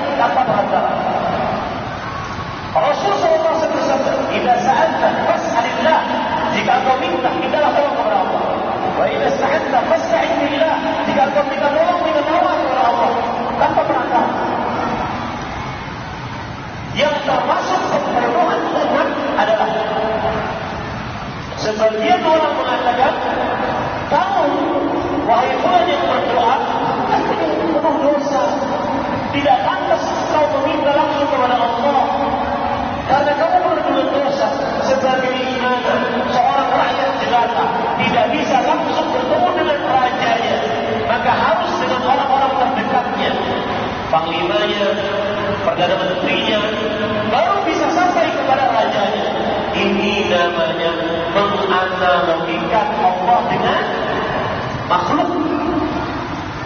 Allah tidak seperti itu. Bahkan Allah berfirman dalam Al-Quran, wa anna al-masajida lillah fala tad'u ma'allahi ahada.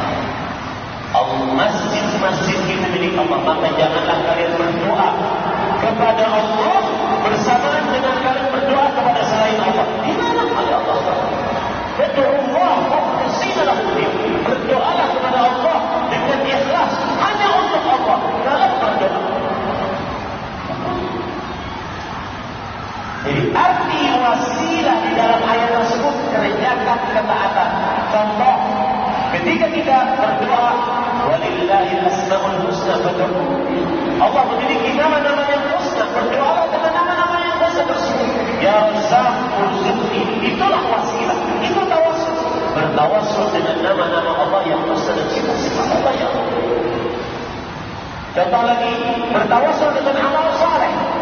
Rabbana innana amanna faghfir lana. Ya Allah, kami beriman, amal saleh, maka ampuni dosa kami. Bertawassul dengan amal saleh. Yang ketiga, bertawassul dengan orang saleh yang masih hidup dan ada sanggup berdoa. Ya, batasan-batasannya masih hidup, ada dan sanggup berdoa. Misalkan, Ustaz Novian, saya katakan, Ustaz doakan saya. Boleh nggak? Masih hidup, ada dan sanggup berdoa. Karena ada kadang-kadang dikatakan masih hidup, tapi orang sudah ada. Seperti keyakinan adanya Nabi Khadir. Nabi Khadir, dan nama yang benar adalah Khadir. Khadir teman TK saya. Bukan Nabi. Yang benar namanya apa? Khadir. Atau seperti orang Syiah Rafidhah yang menganggap bahwasanya imamnya ada di Gua Sirdap. Dia berdoa kepada imam tersebut agar menyampaikan kepada Allah SWT. Itu tiga tawassul yang benar, dengan nama-nama Allah, dengan asma wa dengan amal saleh, dan dengan orang saleh yang masih ada dan sanggup berdoa. Tragedi yang terjadi tadi, kamu kalau berdoa kepada Allah, maka kamu tidak akan pernah dikabulkan oleh Allah. Kenapa? Karena jarak antara kamu dengan Allah itu jauh sekali. Sedangkan ini wali-wali Allah, hendaknya dia dekat dengan Allah. Maka mintalah kepada wali tersebut, maka bisa kamu akan kabul. Contoh di pembunuhan terhadap umat Islam. Ketika ada orang ingin mengarungi lautan, jangan ucapkan ya Allah selamatkan kami, tapi ucapkan wahai wali fulan selamatkan kami. Itu kamu selamat. Kenapa? Karena menurut mereka ini bulan meminta kepada wali Allah dekat dengan Allah, maka kabul doanya. Sedangkan ini bulan jika langsung minta kepada Allah, maka tidak kabul. Kenapa? Karena jauh jaraknya. Karena hamba ini adalah hamba yang kotor penuh dengan dosa. Ini pembunuhan. Ini penyelisihan terhadap Al-Quran dan hadis Rasulullah SAW. Allah berfirman, "Qala rabbukum ud'uni astajib." Rabb kalian berfirman, berdoalah kalian kepadaku. Pada Allah SWT. Rasul SAW bersabda, "Bila sa'alta fas'alillah." Jika engkau minta, kita tolong kepada Allah SWT. Tanpa keraguan. Wallah. Kemudian pertanyaan selanjutnya, mohon nasihat Ustaz bagi kami para pemuda yang bisa bersatu di kajian ini. Karena kesibukan kami kuliah kerja dan terkadang kami berpikir berkumpul di satu tempat menjadikan kami yang hadir di sini. Bismillah. Cara agar semangat untuk ilmu yang lebih baik-baik bahwa ibu fondasi untuk beramal. Tidak bisa kita beramal tanpa ilmu. Makanya Allah berfirman dalam Al-Quran, "Fa'lam," ilmuilah, ketahuilah, mengertilah, anna la ilaha illallah, bahwa tidak ada ilah yang perlu diibadahi selain Allah. Yang kedua, yang khusus para pemuda yang ada. Saya pesan, muda itu umur berapa sih? Imam Ibnul Jauzi membagi umur manusia menjadi 5 fase. Di dalam kitabnya Tadbirun Naim, 0 sampai 15 itu umur anak-anak, 15 sampai 35 umur syabab, masa muda, 35 sampai 50 umur kuhul, masa matang. Biasanya ini susah untuk berubah. Yang biasa minum kopi akan tinggal di kopi kalau sudah umur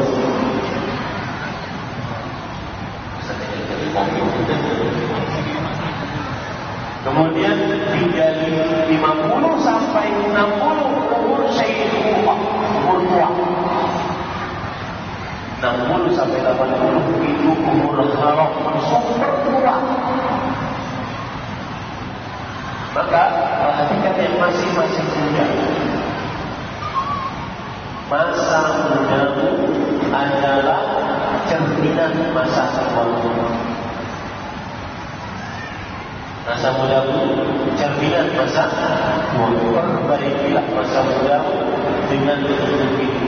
InsyaAllah akan semangat dengan mengingat itu. Yang ketiga, para ikhwan yang dirahmati oleh Allah Subhanahu wa taala,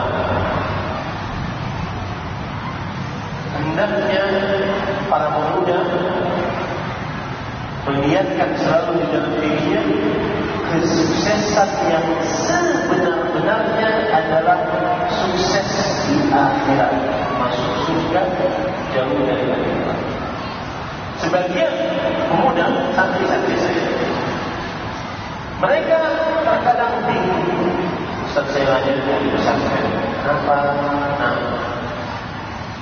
saya lihat kemarin di internet misalnya, anak muda umuran saya 19 tahun punya ratusan miliar, bahkan 1 triliun. Ini yang akhirnya seseorang membuat insecure, was-was, nanti saya umur 19 tahun saya punya duit berapa? Bahkan kadang-kadang sekarang terakhir umurnya 30 tahun, 35 tahun, ratusan miliar, kok bisa? Saya gaji aja salah tempel. Maka kembali ke permasalahan pemuda tadi, saya nasihatkan agar mengetahui baik-baik kesuksesan hati bukan dunia. Sukses hati adalah masuk surga jauh dari akhirat. Rasulullah Subhanahu wa taala kullu nafsin dha'iqatul maut wa innamal tuwaffawna ujurakum yawmal qiyamah faman zuhziha 'anil nar wa udkhila al-jannata faqad faz. Setiap yang beliau akan merasakan kematian dan sesungguhnya pahala kalian akan diberikan secara sempurna hari kiamat. Siapa yang dijauhkan dari neraka dimasukkan ke dalam surga, dialah orang yang sukses. Makanya Allah menyebutkan fawzan 'azimah. Masuk surga jauh dari neraka itu adalah kesuksesan yang besar. Dan biasanya kalau para pemuda meletakkan di dalam kalbunya sanubarinya, saya harus sukses akhirat, maka dunia akan mengikutinya. Sebagaimana perkataan Hafsah binti Sirin, seorang nabi, dia mengatakan, ya ma'syar syabab, wahai para pemuda, alaikum bil akhirah. Hendaknya kalian selalu dalam benak kalian, ya Allah, bagaimana saya selamat di akhirat? Enggak. Ketika dikubur selamat? Enggak. Masuk surga? Enggak. Matinya bagaimana? Ibadah dalam keadaan ibadah atau enggak? Alaikum bil akhirah. Pikirkan selalu tentang kesuksesan akhirat. Fatluha. Kemudian jalani untuk sukses di akhirat tersebut. Fakathiran ma ra'ayna man talaba al-akhirah fa adraka ma'aha dunya. Kami sering banyak melihat orang yang pemikirannya sukses akhirat, dunianya akan ikut.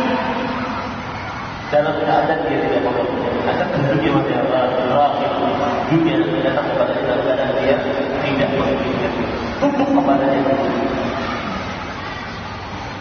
Sebaliknya, wa ma ra'ayna ahadan talaba dunya fa adraka ma'aha akhirah ma'a dunya. Dan kami tidak pernah melihat orang yang senantiasa dalam benaknya sukses akhirat, harus punya usaha sekian, harus tinggi jabatannya, harus begini-begini. Yang ada dalam benaknya dunia saja. Kami tidak pernah orang yang ada dalam benaknya dunia saja memiliki mobil mewah atau bertumpuk ruang. Dia mendapati dunia dan akhirat secara bersama. Seseorang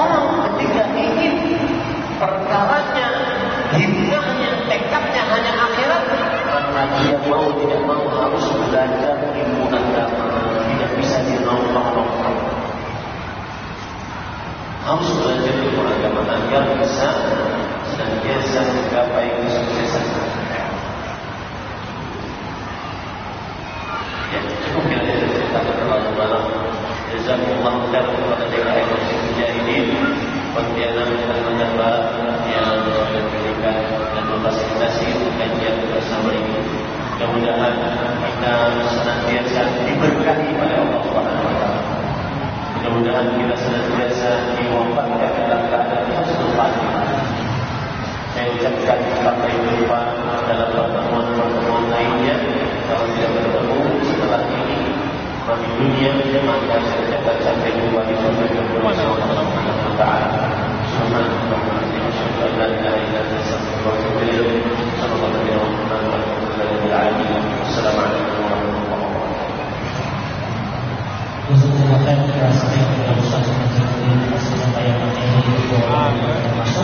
Dan banyak mohon maaf kepada para pendengar yang kemudian saya bacakan dan menjawab beberapa waktu kepada para ikhwan yang mendengar bersama dengan ketertiban dan kebersihannya, serta sekali lagi terima kasih kepada DKM Masjid Mujahidin, kemudian panitia penyelenggara, adhikam dan rencana pengajian ini serta yang mendukung semua kegiatan ini sampai persoalan yang pada malam hari ini. Kita tutup dengan doa kepada Allah Subhanahu wa taala.